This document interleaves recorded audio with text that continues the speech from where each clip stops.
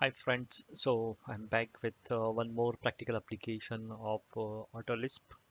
So here we have developed a Lisp for checking the text in our drawings. So generally every organization has their own standards of annotating the drawings, so in which they might have decided, okay, fine, for the uh, text height would be 2.5. For the general annotation it would be 3.5 or 4.5 for the titles of the drawings and plans, sections and all. So in this example I've considered Roman D text to be checked in a drawing. So let me first show you what Lisp is doing in this. So I'm just loading the Lisp. I'm loading the check Roman D text height and say close. So the moment I load that list, it tells me you that this particular Lisp is loaded and start the command with ctx1. So why this Lisp we have to use? So use this for checking the text style as a Roman D, and text height can be 4.76 or 3.175 based on the scale of the drawing. Okay, so this is what this Lisp will do. So now let us give the command ctx1 over here. So the moment I type ctx1 and I press enter, it will ask me to select the title block, and let me select the title block, and it has run the command and it is telling me there are 24 errors found in the drawing. So what are these errors? So let me click on OK. So in this example, what I have done, this text is 47.6 height and a Roman D. This is a 52 height. This is 47.6 height, but the font is Arial. So what it has done, it has identified all such text which are not 4.76 height and Roman D or 3.175 height and Roman D. So anything else then these two heights, it is filtered out and it is highlighted in the drawing. So this is how we can quickly check our drawings for incorrect texts. So now let me take you through the Lisp which we have developed for this, and of course we are entering one step deeper and a bit more complexity in this Lisp, but I'll try to make it as simple as possible for you so that the learning of new commands would become a bit easy for you. So now let me again change back all this text color to by layer so that we can do testing of that Lisp syntax. So this is the Lisp file which we are going to use. So this is the again defun c colon ctx1 is the command which I have created to check the text in the drawing. I'm setting the command echo variable as 0. And now when we talk about this command, it has combination of three different subcommands, right? So first is end cell. So whenever you see such command in any list, we have to start from the innermost command. So the whatever text you see in the blue colored case is the command or the syntax which we are using for the uh, AutoLISP. Okay, so the first command here is end cell, then car, and then end gate. So now what all these things are there, right? So I'll just come in front of the bracket and I'll double click in the bracket. So it will select that particular portion of that command. So the open bracket and close bracket, so that much parenthesis area it will select. Now let us copy this and paste it in the command prompt. Okay, now let us see what this. So this command we are going to talk right now is about the end cell. There is nothing but select the entity. So let me press enter and I'll select the title block. Okay, so the moment I selected the title block, now you can see it has given me two things in the bracket. One is the entity name and one the coordinates of the selection point. Okay, so this is nothing but a list of two things. So this is the first element and this is the second element. Now if I go back to my Lisp, the next is a car. All right, what is car? Car is nothing but the first element of any Lisp. So again I will copy this and I will place car this, and now if I select this block, it will just give me the first entity. right? At the first, we have selected the entity and it has given us two elements in the list. The moment I give the car in front of that particular end cell command, it has extracted the first element from that list. Right. Now let us go one more step ahead. End get. What is end get? So let me copy this and paste this over here. Okay. And I will say select the block. So this time what it has done, it has given me the details of the entity which I am selecting. So first is the end cell for selecting an entity. It has given me two elements in that list. So I have extracted the first element as the entity name, and in the third command end get, I'm getting the details of this entity. Right, you would see something familiar in this, and few things might not be familiar. Anyways, there is not a big problem. So whatever is important for us, I will just share with you. So first is the entity name. So there is an internal name of that particular block, which is identifying that entity. Then zero insert. So this says the zero is the element type. So these are the 0, 338, 42. These are all DXF codes, ASCII codes, which are at the back used for identifying each and every entity in the AutoCAD drawing. Okay. So first I'll go with 0. So 0 is the type of entity. So insert, because this is a block and we have inserted, it is telling me that this is the inserted block by 0, right? Another next important thing for is us is 2. What is 2? So 2 says the name of that particular block. So whenever we are inserting any block or we are extracting the data from the drawing, if you see 2 as a DXF code or ASCII code over there, so that you'll find the name of that particular block. So this is the A1. The next important thing would be the layer. So 8 number is used for identifying the layer of that particular block. So further we will go ahead as we come across another similar numbers or the ASCII codes. Okay. So we have seen three commands: end cell, then car end cell, then we have done end get, car end cell. Right.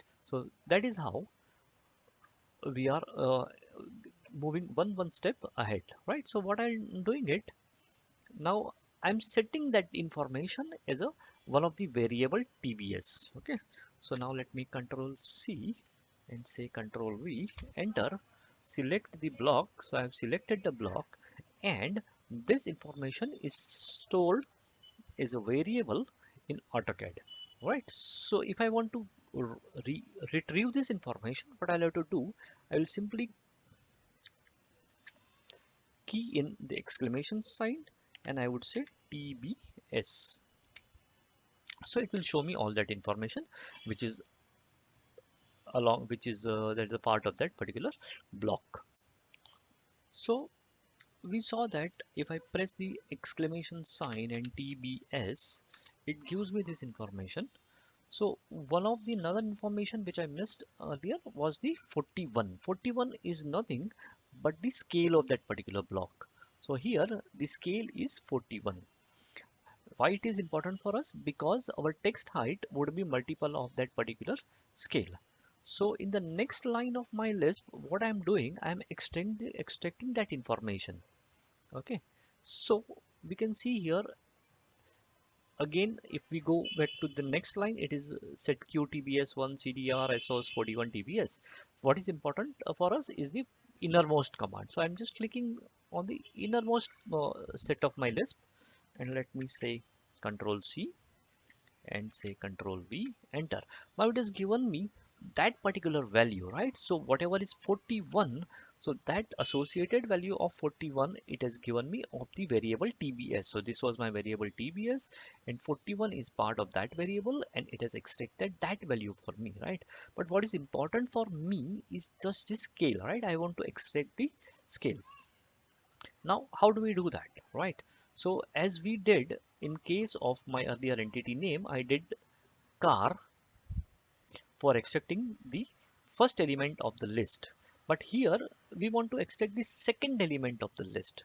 So let me go back to my list and show you what are we doing there. So in this case, I'm using CDR. So first element CAR, second element is CDR. So I would say Control C and say Control V. I would say enter. So what it has given me, yeah, it has given me the second element of this list. So that is how I can extract the scale value of this. Now I want to store this value as one of the variable, right? So I will just say double click. So I'll click this. I would say Control C and Control V. So that's how I have stored the value of T scale as a TBS1. So we have seen this second line. Okay. Now what I am doing, right? So here simple multiplication I am doing. So because I want to check the text height, either be acceptable text heights are 4.76 or 3.175. I am doing a simple multiplication, simple maths over here, that I am setting the text height to 4.76 into TBS1. So let me say Control C and say Control V over here. So what it has done, it has multiplied the TBS1, that is the text which we have extracted, sorry, scale we have extracted here, with 4.76. So whatever text height in this drawing would be 47.6. Similarly, I am okay with 3.175. So let me copy this and paste this at command prompt, and I am setting that value as a TXH2 by 3.175 into the scale, that is 10. So that gives me 31.75. Okay. Now because I want to use it for comparing two text values, right? So one text value which I'm setting here, and one text height which it will get while it is checking the drawing. So I'll have to convert that. So these are the real numbers. I'll have to convert it into string to have one-to-one comparison. So for that, what I'm doing it, I'm setting one more variable,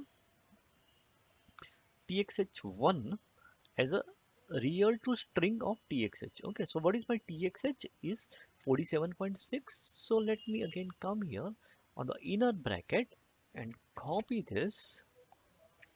I would say paste and say enter. So what it has done, earlier the value was 47.6, that was a real number, and now it has got inverted commas around the number, so it has converted that real number into the string. So R2S is the command which does that. Okay. Now what do we need? So we'll have to store this value in a variable. So let me say Control C, and I'm storing this value txh1 as one variable and txh3 as another variable. Okay. So Control C and Control V. So that is my 31.75, which was the TXH2. So I'm converting that into the string, and that is how real to string conversion is done. And my real number is now available for me as a string. Right, so as we are telling that we want to check the Roman D text height, so let me go and see in my drawing that my text style which I have created is a Roman D. So this is what the standard which the organization will have to follow, that whatever text height they want to test, so that should be the name of my style. So I have created a Roman D style with a Roman D SHX as a font, and that is going to be checked. So yeah, I'm setting that particular style as a text in a as a variable. So I'm saying say Control C, Control V. So TXS is a text style which is set as the Roman D. So this is the it can be whatever style you want to check. It can be your organization standard or any name you want to give, but you'll have to define it as one of the style. Okay, so now we have set the variables for text height and text style, against which we have to compare or we have to check our drawing. So let me go back to Lisp. Here now we should know the text, right? So what all things are to be reviewed or checked. So let us go back to my Lisp, and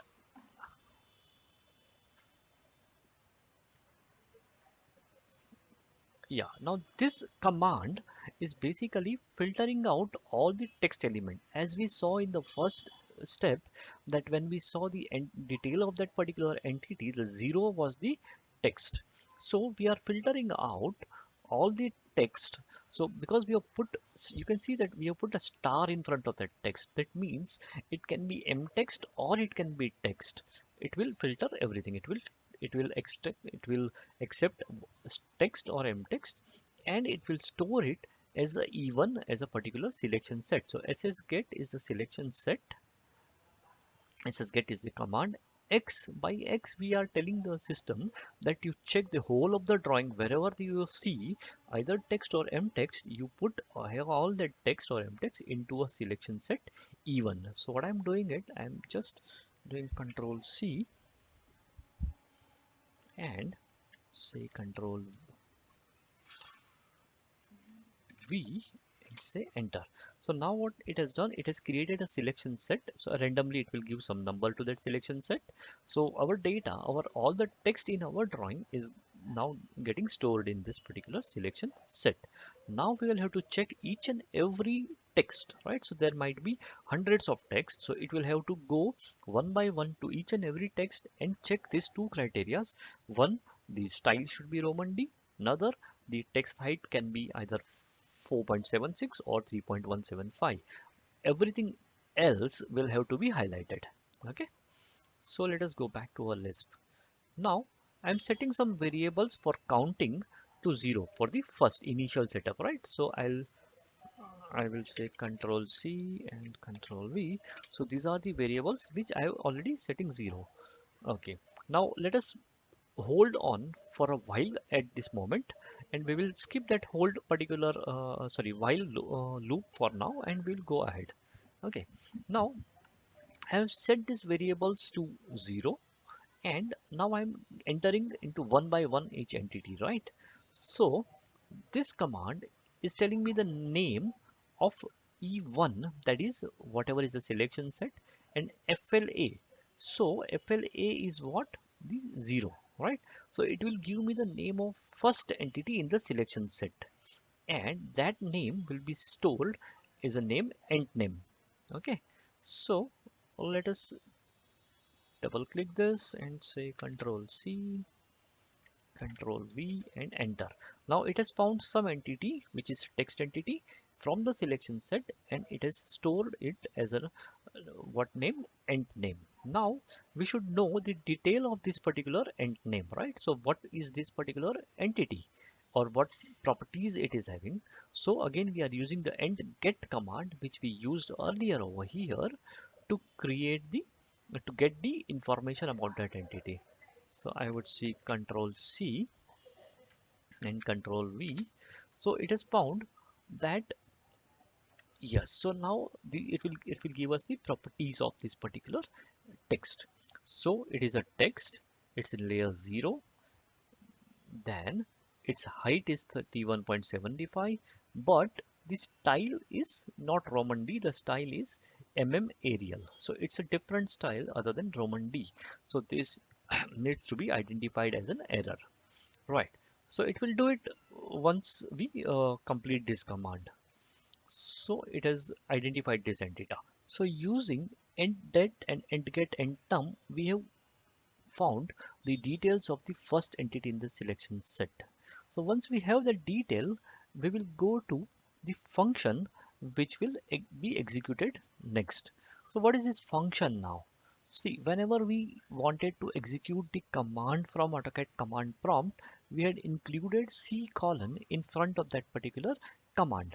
Now in this case, we have created a function. So function is nothing but a small portion of a program which gets executed when it is called over here.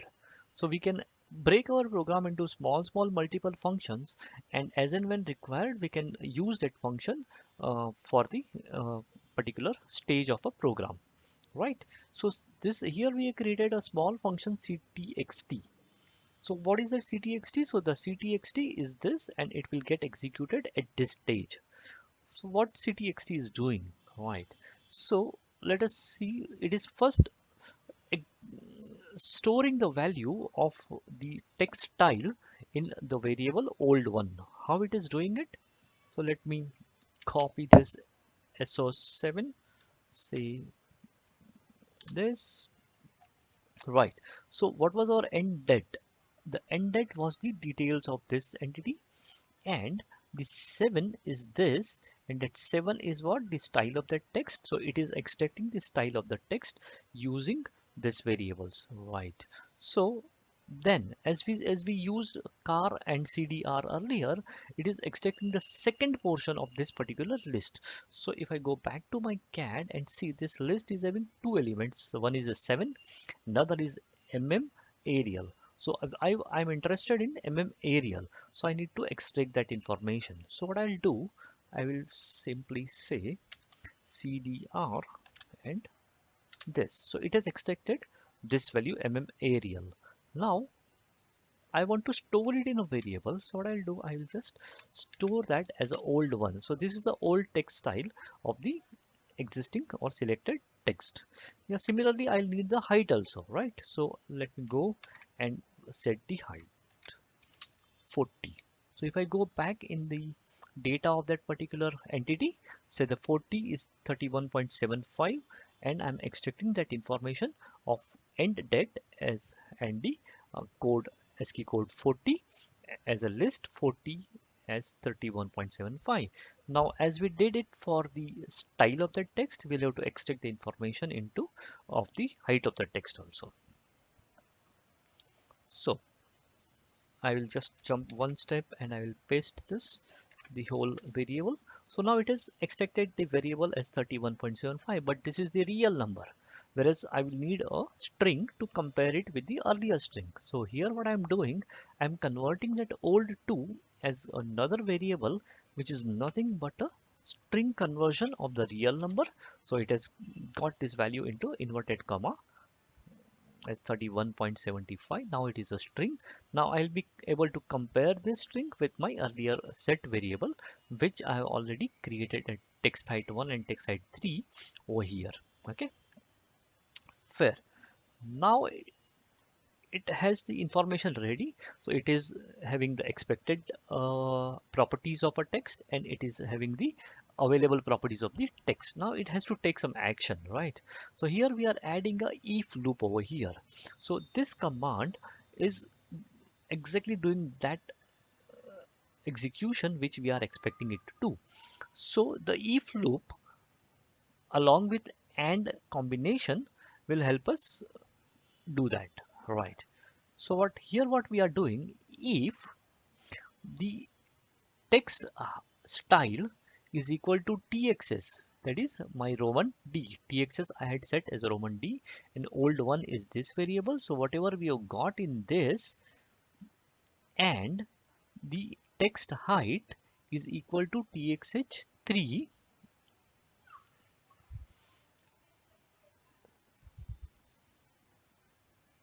Yeah, and is not equal to, I'm sorry for that. Yeah, so it and so style is roman d, but the text height is not equal to either txh3 or txh1. So it is not 4.76 or 3.175. Then this progn is nothing but it is required whenever we have more than one command to be executed after the if loop. So if I have only one command to be executed, then I don't need a progn, but I have to have one more command to be executed. So I'll add the progn. So wherever I start progn, I'll have to end the progn over here, right? So this is how the progn and if loop we have used over here. So if this condition is met, then what it will do, it will change. So my text height is equal to, sorry, text style is equal to roman d, but the height is not matching, then it will change that particular entity to color 6. So we are using the change command to that ent name, and its properties color I'm changing to 6, that is a magenta color. And the variable which is initially ct is equal to 0, the count is 0, so it will be added as 1. So this here we are counting the number of errors. So because this is an incorrect text in my drawing, it has to add to that particular list of the errors. The second condition what we want, if the text style itself is not Roman D, then it has to, so whatever is the text height, that doesn't matter, but text style is not Roman D, so in this case the text style is Arial. So it is not matching the TXS Roman D, so it has to change that. So here again we are in this case also, it has to change the color of that entity, and it has to add the count as the error. Right, so this is the CTX function which will get executed at this point. Now I want to go to next entity, right? Because I have checked this for the first entity in the selection set. Similar things I have to do for all the entities. So that's where my while loop comes into picture. So this while is starting from here. It will do all these things, and at the end I am setting the flag. Initial my flag setting is 0. So after doing this all process for first entity, it has to go to the next entity. So I'm setting the flag as 0, or flag as 0 plus 1, that is a 1, and I will keep on doing it until the flag is equal to ss length even. Now what is ss length? Ss length is nothing but the number of text it will find in the selection set even. So let me paste this over here. I would say ss length even. So it is telling me 36. So it has found 36 text in this drawing. So it will do it 36 times. It will run this particular program for 36 times until it completes all with all the text. Once that is done, at the end it will give me an alert, right? So alert is nothing but a pop-up screen, pop-up window which we get after the execution of program. So what it is telling, again, strcat is a string concatenation function. So what it is doing, so I'm just writing a plain text over here, there where CT. So I'm counting the errors over here, right? So I'm counting real to string. I'm converting that particular real number to a string, a simple string R2S CT, because I don't want any decimal places after that. Otherwise it will show me 24.0 or 24.1, sorry, 24, yeah. So such decimal places I don't want, so I'm writing this. I want a decimal with a 0 precision, so I'm converting that particular real to string and errors in the drawing. So that is how it pops up at the dialog box in front of us, that there were 24 errors in this drawing. So this is how the whole program works. I hope you understood it, or if at all there are any challenges, you can just go back and listen the video and compare the functioning of that particular Lisp one by one. So as we have understood this, now let us go back and run the Lisp once again. So I'll go back to this and say ctx1, the command I have given. I press enter. It is asking me to select the title block. See, this is what there where this is R2S CT, what we have converted that number of errors in the drawing. I would say okay, and it has highlighted all incorrect entities, as now you must have understood that this text height is 31.75. So if I go back to properties, see 31, so it is accepting all the text height and Roman D style, which is given defined by the program. So this is 47.6 in Roman D, but this is not, this is 52, this is Roman D, but it is not in the my range of 47.6. So that is why it has highlighted it. I hope you enjoyed learning this video. Stay tuned for next videos. Good luck. Bye bye. Thank you.